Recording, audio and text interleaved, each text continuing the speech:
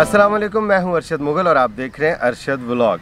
नाज़रीन, आज एक नया टॉपिक है आपके लिए, मशरूम। और इस सिलसिले में मैं आया हूं। ज़राई तरक्याती बैंक का एक फार्म है और मेरे साथ इस वक्त मौजूद हैं काशिफ साहब। अस्सलाम वालेकुम। वालेकुम। काशिफ साहब, थैंक यू वेरी मच, आपने मुझे टाइम दिया आज। पहले तो ये बताइएगा, ये मशरूम की तारीफ़ क्या है? मशरूम क्या चीज़ होती है? देखें, मुख्तलिफ ज़ुबानों में इसकी मुख्तलिफ तारीफ़ मिलती है, डेफिनेशन है हर एक ने। लेकिन अगर साइंटिफिक वे से अगर हम करें कि मशरूम को फंगस की कैटेगरी में किया जाता है। अच्छा। कि मशरूम खुद भी एक फंगस है। सही। ठीक है। इसको कुछ हार्मफुल फंगस होती है, जैसे नुकसानदेह होती है, जैसे रोटी के ऊपर भी फंगस लग जाती है, सालन पे भी लग जाती है, चीज़ों को ख़राब कर देती है। लेकिन मशरूम ऐसी फंगस है जो खाने के काबिल है, बेनिफिशियल है, हेल्पफुल है, सेहत के लिए फ़ायदेमंद है। सही। तो कौन से बेनिफिट्स हैं हेल्थ के लिए? इसके देखिए डिफरेंट बेनिफिट्स हैं। इसको हम देखा जाए तो इसको सफ़ेद गोश्त भी कहते हैं। अच्छा, ठीक है जी। सफ़ेद गोश्त मतलब इसमें अल्लाह ताला ने प्रोटीन की इतनी अच्छी इफादियत रखी ना इसके अंदर, जो आप मसलन हम कहते हैं कि प्रोटीन का सोर्स क्या होता है जी, हम कहते हैं कि मछली का गोश्त खाएं, सफ़ेद गोश्त खाएं, अंडे खाएं, ठीक है, बीफ खाएं, चिकन खाएं या मटन खाएं। ये चीज़ें खाने से क्या होता है कि आपको अच्छी प्रोटीन वाली ग़िज़ा मिलती है। हाँ जी। लेकिन अगर आपको पता होना चाहिए, आप जो भी ये सोर्स ले रहे हैं इसमें कोई ना कोई अमीनो एसिड का ग्रुप मिसिंग होता है। सही। अगर आप ये वाली मशरूम्स खाएं, इसमें complete amino acid group protein आपको मिलता है, यानी इसमें कोई भी मिसिंग नहीं होता अमीनो एसिड का ग्रुप, इसलिए इसको सुपर फूड भी कहा जाता है। अच्छा। यानी आपको न्यूट्रिशन की मुकम्मल ग़िज़ाइयत इसमें से मिलती है। उसके अलावा विटामिन डी इसके अंदर बहुत अच्छा होता है, आपके शुगर के पेशेंट के लिए बहुत अच्छी है। सही। कोलेस्ट्रॉल लेवल को इम्प्रूव करती है, आपको ब्लड फ्लो को अच्छा करती है।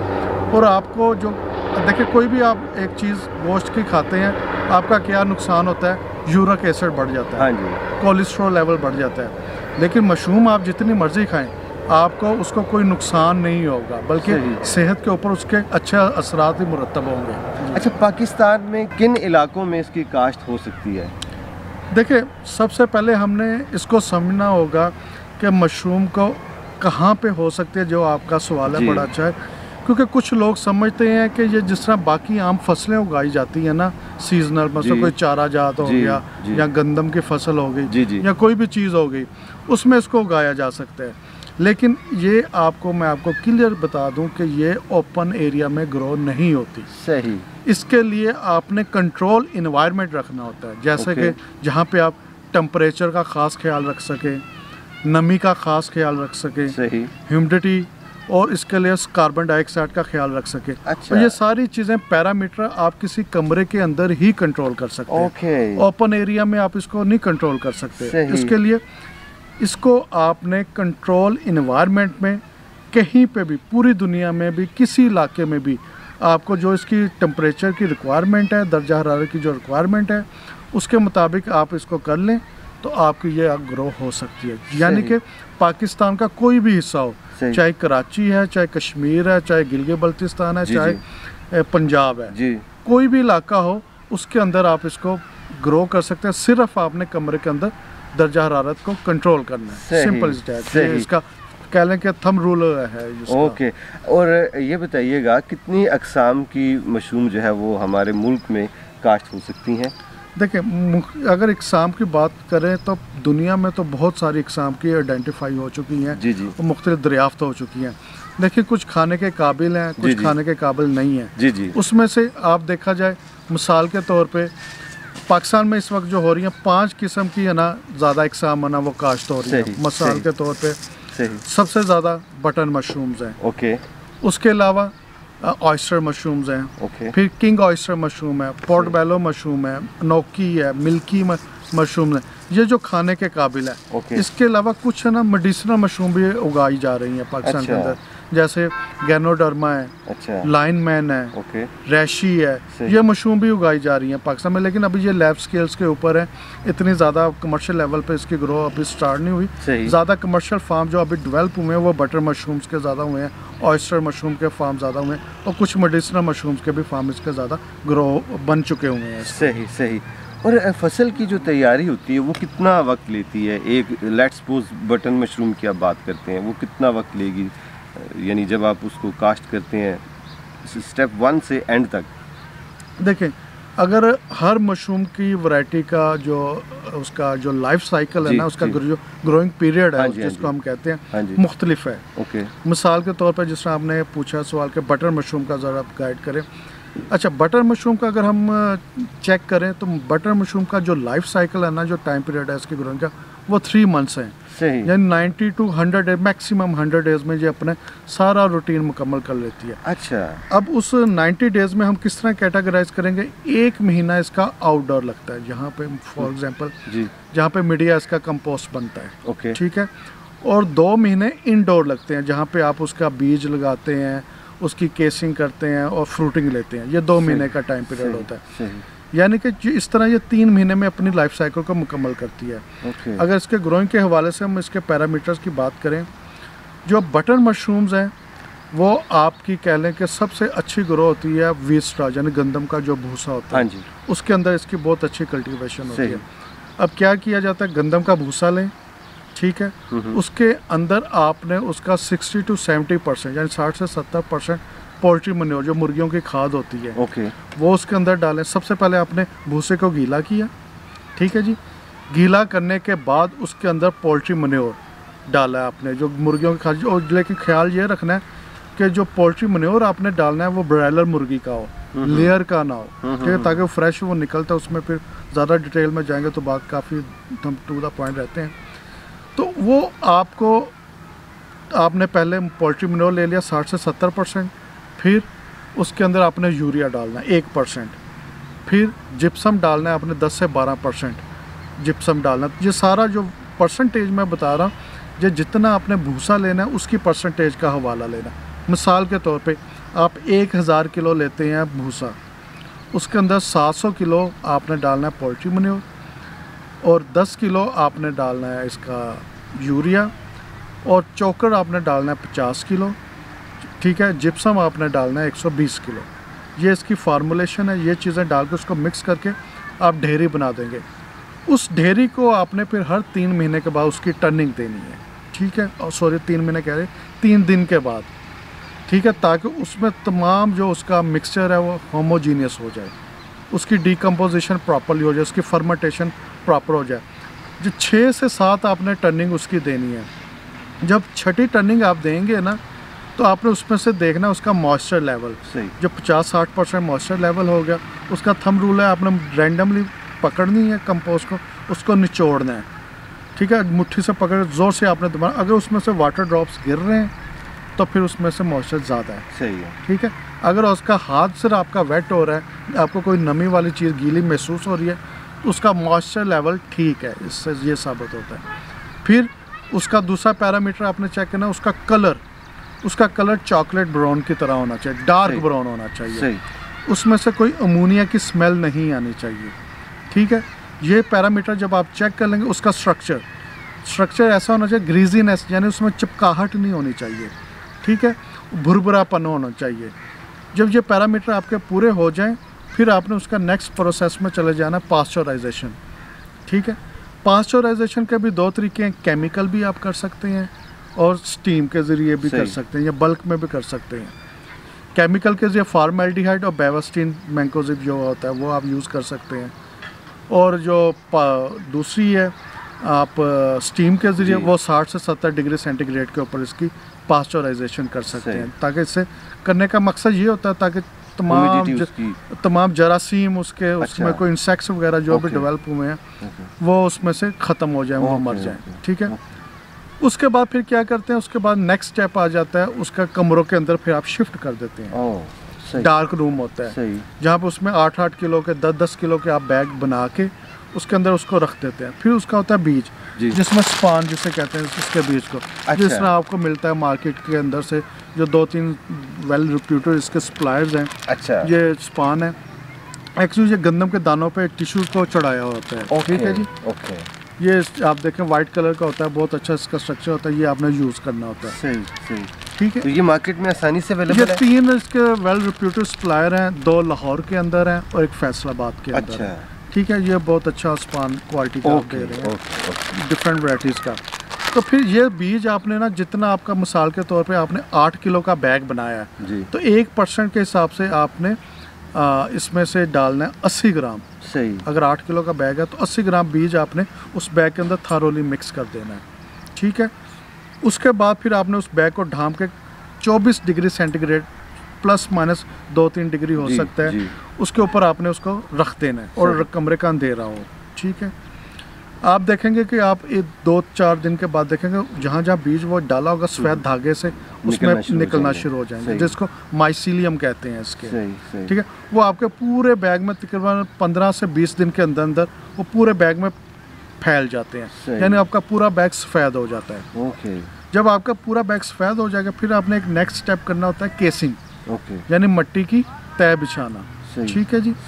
1 इंच उसके ऊपर जो पीट मॉस होता है, ठीक है, वो या कोकोनट और ऐश को कॉमन साल को मिक्स करके अमेज़ा बना के आपने उसके ऊपर 1 इंच मिट्टी की तय बिछाई जाती है। उसको भी स्टेरिलाइज किया जाता है, फॉर्मेलिटी से भी आप कर सकते हैं या स्टीम के ज़रिए भी कर सकते हैं।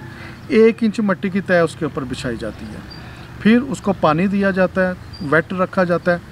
उसके केसिंग करने के बाद आपने पहला हफ्ता 24 डिग्री सेंटीग्रेड टेम्परेचर रखना है। जब उसके ऊपर माइसीलियम आ जाए केसिंग के ऊपर, फिर ग्रेजुअली डिक्रीज़ करके आपने 16 से 17 डिग्री सेंटीग्रेड के ऊपर टेम्परेचर ले आना है। उससे क्या होगा, फिर आपके ठीक 14 से 18 दिन के बाद मशरूम पिन हेड की निकलना शुरू हो जाएगी, जो 3 दिन में मैच्योर हो जाएगी।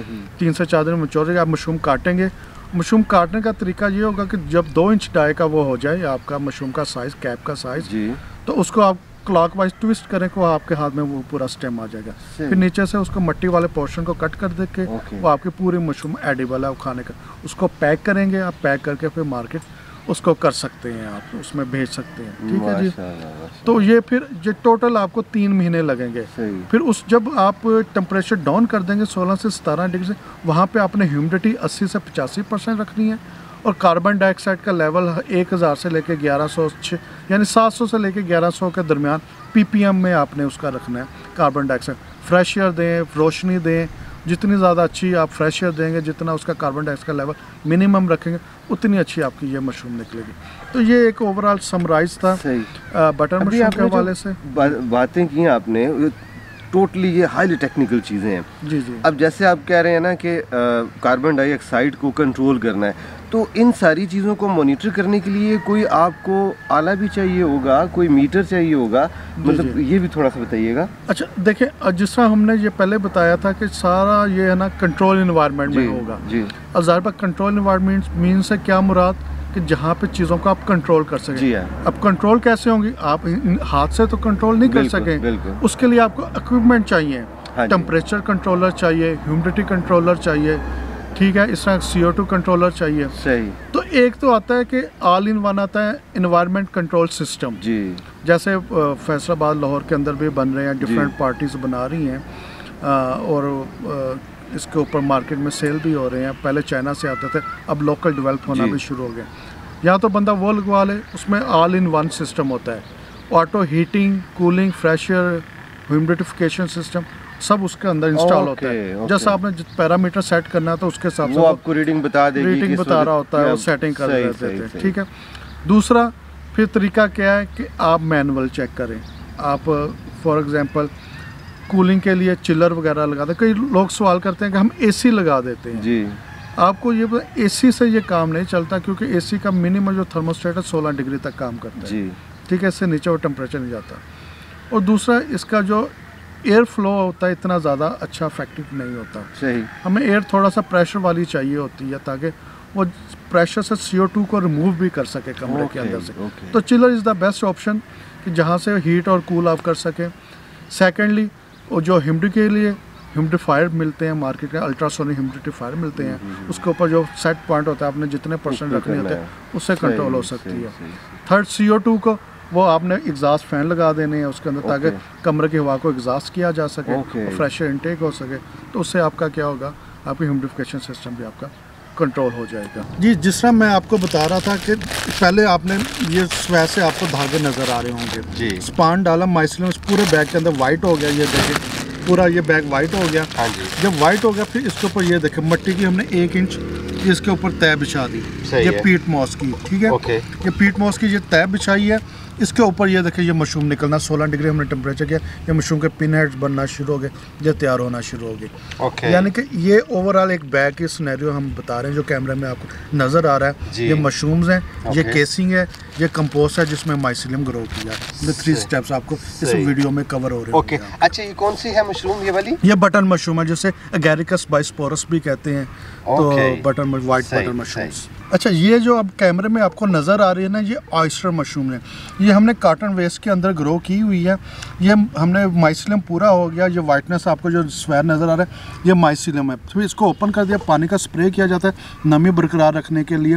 ये इनिशियल ये देखें पिन हेड्स बनना शुरू हो रहे हैं, जो 1-2 दिन के बाद ये इस हालत में आ जाएंगे, ये बड़ा होना मैच्योर होना शुरू हो जाएंगे।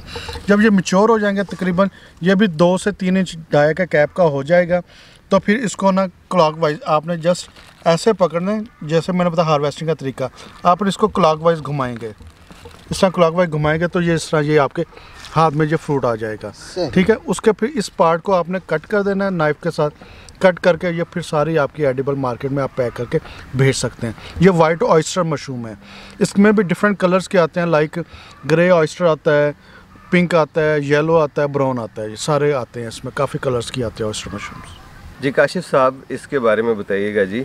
ऑयस्टर मशरूम है ये। अच्छा, ये ऑयस्टर मशरूम है, इसकी भी पाकिस्तान के अंदर काफ़ी डिमांड बिल्ड हो चुकी है, मार्केट भी है, वो बहुत आसानी से ग्रो हो रही है। इसका जो लाइफ साइकिल है 2 महीने का है। अच्छा। ठीक है, इसको 2 महीने में कंप्लीट हो जाती है, तकरीबन 1 हफ्ते में या कह लें 1-2 दिन में इसका मीडिया तैयार हो जाता है, ठीक है, कंपोस्ट तैयार हो जाती है। और उसके बाद इसका बेस्ट मीडिया कॉटन वेस्ट है। उसके बाद अगर नहीं मिलता तो भूसे के ऊपर हो सकती है, चावल की पराली के ऊपर हो सकती है, या लकड़ी के बुरादे के ऊपर आसानी से ग्रो किया जा सकता है। उसको गीला किया जाता है, गीला करने के बाद बैगों में भर के स्टेरिलाइज कर लिया जाता है। फिर ठीक है, उसके बाद फिर इसको डाल दिया जाता है बीज डार्क रूम में रख के। तो 15-20 दिन में बैग सफ़ेद हो जाता है। फिर टेम्परेचर डाउन कर देते हैं इसका, और 16 से लेके 18-20 तक रखते हैं। तो बहुत अच्छी ये मशरूम आपकी जिस तरह हमने दिखाई थी वीडियो में तो निकलना, यानी बहुत ही आसान तरीका है इसको उगाने का। और मार्केट के अंदर तकरीबन 300-400 रुपये से लेके 1000 रुपये तक भी सेल हो रही है। ये सॉफ्ट सी है जी, नरम जी जी जी बहुत प्यारी, बहुत अच्छा। इसके पकौड़े बनाए तो आपको बहुत अच्छा इसका जायका, क्या बात है, मछली का भूल जाएंगे आप इसके जायके को। अच्छा, अब आते हैं जी फार्म की लागत की तरफ। एक फार्म लगाने के लिए कितनी लागत आएगी इनिशियली, कह लें कि मिनिमम आप अगर शुरू करना चाहें? देखिए, इनिशियली इसमें 2 टेक्नोलॉजी इस्तेमाल होती है, एक लो कास्ट, एक हाई कास्ट। ओके। लो कास्ट में ये होता है कि आप सीजनल ग्रो करते हैं, यानी कि आपके पास एग्जिस्टिंग कोई रूम है, उसकी थोड़ी बहुत मॉडिफिकेशन करके आप उसमें सर्दियों में सर्दियों वाली नस्लें लगाते हैं, और गर्मियों में गर्मी वाली वो ना इकसाम इसके अंदर लगा देते हैं। तो फिर उसके बाद फिर क्या करते हैं, अगर आपने हाई कॉस्ट पे जाना है तो फिर आप इन्वायरमेंट कंट्रोल सिस्टम लगाते हैं, यानी पूरा साल फिर आप ना जो वैरायटी चाहें, जब चाहें, जिस टेम्परेचर चाहें उसके ऊपर आप उगा सकते हैं। सही, ठीक हो गया जी।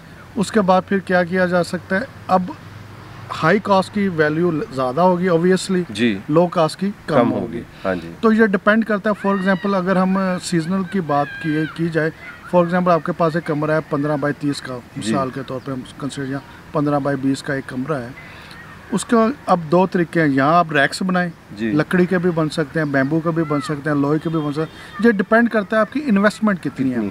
ठीक है, आप कितना इन्वेस्ट कर सकते हैं, करना चाहते हैं भी हैं, और उससे आउटपुट कितनी लेंगे। ज़्यादा जितनी ज़्यादा इन्वेस्टमेंट होगी, जितनी उसकी आपकी यूटिलाइजेशन कमरे की ज़्यादा होगी, उसकी आउटपुट भी उतनी ज़्यादा होगी। सही। अगर रैक्स के अंदर करेंगे, वो आपका कमरा आपका 10 गुना ज़्यादा प्रोडक्शन देगा। 7 रैक्स बनाएंगे तो 7 गुना ज़्यादा दे। नहीं भी आप इनिशियली बना सकते हैं, आप ज़मीन के ऊपर बैग रख के भी वो उसको कर सकते हैं कि रैक्स अगर आप नहीं बनाना चाहते हैं, वो बैम्बू का भी कोई भी हो सकता है। तो ये वेरी करती है, आप इसका कोई फिक्स नहीं है। हाँ, आपको मीडिया की हम कास्ट बता सकते हैं कि जो बैग आपका जो बनेगा ना 2 किलो का जो ऑयस्टर का बैग है, उसके ऊपर आपकी कास्ट तकरीबन 70-80 रुपये आएगी। अच्छा, मैक्सिमम 100 रुपये। ओके। बहुत किया तो 100 रुपये कास्ट आपके ना एक बैग के ऊपर आएगी। ओके। अगर बटर मशरूम की बात करें, उसका मीडिया बनाने में, स्टेरिलाइजेशन, बीज वगैरह डालने में, तो 8 किलो की बैग की जो कीमत आएगी तकरीबन 300 से लेके 400 रुपये के दरमियान आएगी आपकी। ठीक है, 8 से 10 किलो के बैग की जो कीमत है। एक बैग के ऊपर प्रॉफिट कितना आएगा अगर बटन की बात करें और ऑयस्टर की बात करें? जी, अच्छा, अब ये देखा जाए, मैंने जिस तरह बताया कि जो ऑयस्टर का बैग 2 किलो का बैग, उस पर ज़्यादा 100 रुपये कास्ट आएगी जी, वो 2 किलो का बैग तैयार होगा। हाँ जी। अब ये सारा डिपेंड करता है आपकी यील्ड, आपकी प्रोडक्शन कितनी आती है। मिसाल के तौर पर हम कहते हैं जो ऑयस्टर के अंदर कंसीडर की जाती है 50% से लेकर 70% तक यील्ड आ जाती है, ठीक है। यानी कि 2 किलो वाले बैग का 50% कितना बना, 1 किलो, यानी 1 किलो से लेकर 1.5 किलो के दरमियान आना प्रोडक्शन आ सकती है। और मार्केट के अंदर जो सेल प्राइस हो रही है बल्क के अंदर 500 रुपये से लेकर 600 रुपये किलो बल्क में सेल हो रही है। यानी कि आपकी, हम 1 किलो चले उसके ऊपर कैलकुलेशन कर लेते हैं ऑयस्टर मशरूम्स की, कि आपकी लागत आई 100 रुपये एक बैग के ऊपर। उससे 1 किलो मशरूम, आप 2 किलो वाले बैग के ऊपर 100 रुपये आपकी लागत आई, उससे प्रोडक्शन आई आपकी 1 किलो मशरूम 50%, तो आपकी सेल कितनी हुई, 500 रुपये की, ठीक है। तो आप प्रॉफिट रेशो आप देख लें, 100 रुपये उसकी लागत आ गई, बाकी इन्वायरमेंट, इलेक्ट्रिसिटी, बिजली के बिल, ये वो लेबर ये निकाल के आप वो निकालें कि 50 रुपये उसकी कास्ट निकालें, यानी आपको 200-300 रुपये पर बैग आपको इजीली बच सकता है, ठीक है। दूसरा आ जाए फिर आपका बटर मशरूम का 10 किलो का बैग मिसाल के तौर पे हुआ, उसके अगर हम 15% प्रोडक्शन अगर कंसिडर समझते हैं ना, तो 1.5 किलो मशरूम निकलती है उससे। सही। तो कीमत उसकी 700 रुपये से लेके 800 रुपये सर्दियों में है, गर्मियों में 1000 रुपये से लेके 1200 रुपये तक सेल होती है। तो सर्दियों के हवाले से अगर हम बात करें तो इस वक्त इसके ऊपर जो लागत आएगी तकरीबन 400 रुपये अप्रॉक्सीमेटली, प्लस माइनस कोई 50 रुपये ऊपर नीचे हो सकते हैं, वो आपकी लागत आई। तो 1.5 किलो आपकी 15% के हिसाब से अगर हम यील्ड कंसीडर करें तो 1.5 किलो मशरूम आई और 800 रुपये किलो बिकी है जी, तो 1200 रुपये किलो बैग का आपकी कॉस्ट है। तो 400 रुपये निकालें, प्लस उसके ऊपर फिर मैनेजमेंट और लेबर ये वो डाल के कोई 100-200 रुपये वो लगा लें, तो 600 रुपये आप एक्सपेंस निकालें, तो तकरीबन 500-600 रुपये आपको पर बैग इससे भी आपके बच सकते हैं। तो आप जितने बैग होंगे आप उससे उतने मल्टीप्लाई कर लें। आपका रूम का साइज पे वो डिपेंड करते हैं कितना बड़ा रूम है, कितने बैग आप बना रहे हैं, तो उस पर आपके पर यूनिट, ये हम एक छोटी सी मोटी हमने कास्ट बताई है, तो आकर फिर आप मल्टीप्लाई आप कर सकते हैं। अच्छा, ये तैयार होगी है जी, हमारे पास ये मशरूम तैयार होगी, लेट्स सपोज ये होगी, अब मैंने इसको बेचना कहाँ पे है, मैंने तैयार तो कर लिया। ये बड़ा अच्छा देखिए, ये है ना बड़ी लिमिटेड सी मार्केट है। अच्छा, अभी मैं आपको एक 2010 में जब हमने मशरूम उगाया था, मैं उधर जब था, तो हमें उस दिन 12 किलो मशरूम हार्वेस्ट की, तो हमें 12 किलो मशरूम बेचना मुश्किल हो गई। अच्छा, लेकिन अल्हम्दुलिल्लाह फिर ऐसा ऐसा लगे रहे हम, तो मार्केट में पोटेंशियल बढ़ता गया, इंक्रीज होती गई, लोगों में अवेयरनेस क्रिएट होती गई, तो आज 100-200 किलो मशरूम भी वो बेचना मुश्किल नहीं है। तो लोगों में अवेयरनेस भी आ गई, डिमांड भी बढ़ती गई, वक्त के साथ साथ वो बढ़ती जा रही। तो मेजर जो मार्केट है इस्लामाबाद है, लाहौर है, कराची है, और टारगेट मार्केट आपकी जो सुपर मार्केट्स हैं जहाँ पे फ्रूट एंड वेजिटेबल के सेक्शन बने हुए हैं, अच्छा, मार्ट्स वगैरह हैं। फॉर एग्जांपल मेट्रो हो गया, कैश एंड कैरी है, ग्रीन वैली है, पंजाब कैश एंड कैरीज हैं, हाइपर मार्ट्स हैं, कैरेफोर है, जो भी है, जो बड़े बड़े मार्ट्स हैं, उधर जो है ना जहाँ पे broccoli, iceberg, parsley, salary leak वगैरह जो अच्छी एंटी इंग्लिश वेजिटेबल्स भी पड़ी हों, वहाँ पे इसको ना इसका मार्केट फ्लो है। तो अगर लोगों में जो ना अवेयरनेस वहाँ पे है, वो इस चीज़ को कंज्यूम करते हैं, उधर सेल भी इजीली हो जाती है। दूसरी टारगेट मार्केट आपके रेस्टोरेंट है, अच्छा, फास्ट फूड है, पिज़्ज़ा शॉप्स हैं, सूप्स हैं, और चाइनीज़ रेस्टोरेंट है, ये दूसरी आपकी टारगेट मार्केट है, यहाँ पे इजीली ये सेल हो जाती है। सही। अच्छा, एक तो ये आपने बता दिया, एक और जहन में आई ये बात मेरे कि आपका जो बैंक है वो किस नोयत की सपोर्ट करता है, फार्मर को कर्जा देता है, नहीं देता, उसका क्या क्राइटेरिया है? देखिए, हमारा जो ज़री तरक्याती बैंक है, अल्हम्दुलिल्लाह हमने इधर उसका एक ट्रेनिंग, हमारा 40 एकड़ का लैंड है मारगला टाउन में, डिफरेंट फ्रूट एंड वेजिटेबल है। इधर हमने मशरूम का एक सेगमेंट भी रखा हुआ है, जिधर हम डिफरेंट फार्मर्स को, लोगों को, स्टूडेंट्स को ट्रेनिंग वगैरह देते हैं, ठीक है। इधर लोग आएँ, ट्रेनिंग लें, देखें, चीज़ों को अडॉप्ट करें, तो वो किया जा सकता है, हमारे पास हम गाइड करते हैं। दूसरा, फाइनेंशियल हम सपोर्ट भी करते हैं, अच्छा, हम 15 लाख रुपए तक उसको फिनांस भी दे सकते हैं, अच्छा, ठीक है। वो डिफरेंट फिर जो उसका प्रोसीजर होगा वो आपको फिर डिफरेंट मैं बता दूंगा। अभी मैं प्लान कर रहा हूँ कि हम जो इन्वायरमेंट कंट्रोल सिस्टम का जो चल रहा है ना, चिलर, हाँ जी, ठीक है, हम प्लान करें हम उसको भी लोनेबल आइटम बना दें, इंशाल्लाह वो हमारे बोर्ड से ना अप्रूव हो जाएगी, तो उसको भी हम एक ना चिलर को इन्वायरमेंट कंट्रोल से उसको भी लोनेबल आइटम कर देंगे, क्योंकि ये थोड़ा सा कॉस्टली होता है, 15 लाख का भी मिलता है, 8 लाख का भी मिलता है, 5 लाख का भी मिलता है। तो हम प्लान करें इसको भी लोनेबल चीज़ आइटम डिक्लेयर करवा दें। तो उसके बाद फिर हम ना इसको बैंक उसको भी फिनांस करेगा। अच्छा। यानी आपको फाइनेंशियल भी हम सपोर्ट कर रहे हैं ज़रूरी तरक्याती बैंक, और टेक्निकल भी आपको सपोर्ट कर रहे हैं, जो भी आप चाहिएगा। तो इंशाल्लाह हम आपकी पूरी ज़रूरी तरक्याती बैंक का, जैसे किसान खुशहाल तो पाकिस्तान खुशहाल, ये हमारा मोटो है। तो उनके लिए इंशाल्लाह हम हर टेक्निकल भी गाइड करते हैं। तो हमारा डिफ्रेंशिएट भी बाकी बैंकों से इसी तरह ही है कि हम फिनांस के साथ साथ टेक्निकल गाइड भी करते हैं। अच्छा, ट्रेनिंग के लिए जब कोई आपके पास आता है तो चार्जेस लेते हैं आप उससे? नहीं, हमारे अल्हम्दुलिल्लाह फ्री ऑफ कॉस्ट ट्रेनिंग होती है। अच्छा। उसकी कोई चार्ज नहीं होती। इवन कि हम किसी और एरिया में जाके, हमने मुल्तान में, पेशावर में, लाहौर में, AJK में जाके, डिफरेंट यूनिवर्सिटीज़ में जाके फार्मर्स के साथ मिलके या कंपनीज़ के साथ मिलके ट्रेनिंग ऑर्गेनाइज करवाई हैं। ओके। ठीक है, और ये सारी फ्री ऑफ कॉस्ट होती हैं। हम एक सिंगल पैनी भी चार्ज नहीं करते। बैंक खुद उसको फिनांस करता है, खुद उसका सारे एक्सपेंस को बेयर करता है। Okay. हम अपने फार्म के ऊपर भी हर 1-2 माह के बाद, क्वार्टरली या 2 माह के बाद एक ट्रेनिंग का एहतमाम करता है, जो different parts all over the country लोग आते हैं तो उसको ट्रेनिंग लेके जाते हैं। तो सही। आखिरी क्वेश्चन, इस मशरूम से आप कुछ और भी बना सकते हैं, मतलब जिसको कहते हैं ना वैल्यू एडिशन कर सकते हैं? जी। क्या देखिए, फॉर एग्जांपल कई लोग ना शुरू में तो उनको टेक्निकल या बहुत ज़्यादा सरप्लस प्रोडक्शन हो जाती है, तो या ख़राब होने के बजाय इसका पिकल बहुत अच्छा टेस्टी बनता है, अचार इसका बहुत अच्छा बना सकते हैं। ठीक है। दूसरी सबसे जो बटर मशरूम है, जो पोटेंशियल है, पाकिस्तान तकरीबन 2700 मेट्रिक टन इंपोर्ट कर रहा है टिन पैक के फॉर्म में। सही। अगर यही चीज़, जिस तरह हम आज हमारा क्राइसिस है फाइनेंशियल, पाकिस्तान में फाइनेंशियल इश्यूज काफ़ी ज़्यादा चल रहे हैं कि इंपोर्ट पे पाबंदियाँ लग रही हैं चीज़ों में, तो अगर उसको हम प्रिजर्व कर लिया जाए टिन पैक के अंदर या ब्राइन सोल्यूशन के अंदर प्रिजर्व करके, एक तो वैल्यू एडिशन हो जाएगी, जो इंपोर्ट बिल हमारा डॉलर बाहर जा रहा है वो भी रुक जाएगा, और लोकल फार्मर भी उसको बूस्ट हो जाएगा।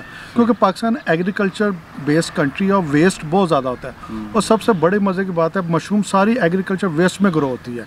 इसके लिए कोई स्पेशल चीज़ आपको नहीं लेनी पड़ेगी। बजाय जैसे अब आ जाता है हमारा स्मोग आ जाता है, चावल की कटाई होती है तो लाहौर में हम देखें, जनूबी पंजाब में स्मोग है, क्योंकि पूरे फील्ड को आग लगा देते हैं। गंदम की कटाई होगी, पूरे फील्ड को आग लगा देते हैं, ताकि उसके रेजिड्यूल होते हैं ना, वो कहते हैं कि हम उसको आग लगा के जला देते हैं। तो उनको फार्मर्स को समझा भाई, ये रेजिड्यूल जो है, जितनी वेस्टेज है आपकी, आप इसको मशरूम इंडस्ट्री के जरिए में इस्तेमाल करें। एक तो आपकी उसकी इनकम भी जनरेट होगी, और ये इन्वायरमेंट के ऊपर बहुत अच्छा इम्पैक्ट डालेगा, और उसकी इनकम भी और हेल्दी फ्रूट भी उसको खाने को मिलेगा। सही। थैंक यू वेरी मच जनाब। इंशाल्लाह ज़िंदगी रही फिर आपसे दोबारा सिटिंग करेंगे। नाज़रीन कराम, अगर आपके जहन में कोई क्वेश्चन है या जो रह गया है मैं इनसे नहीं पूछ सका, आप कमेंट सेक्शन में ज़रूर पूछिएगा, मैं दोबारा आ जाऊँगा इनके पास। आपको आज का व्लॉग कैसा लगा कमेंट सेक्शन में अपनी राय का इजहार ज़रूर कीजिएगा। इंशाल्लाह जल्दी आपसे मुलाकात होती है किसी नई जगह, किसी नए मकाम पर, किसी नए एपिसोड के साथ। तब तक के लिए अल्लाह हाफिज़।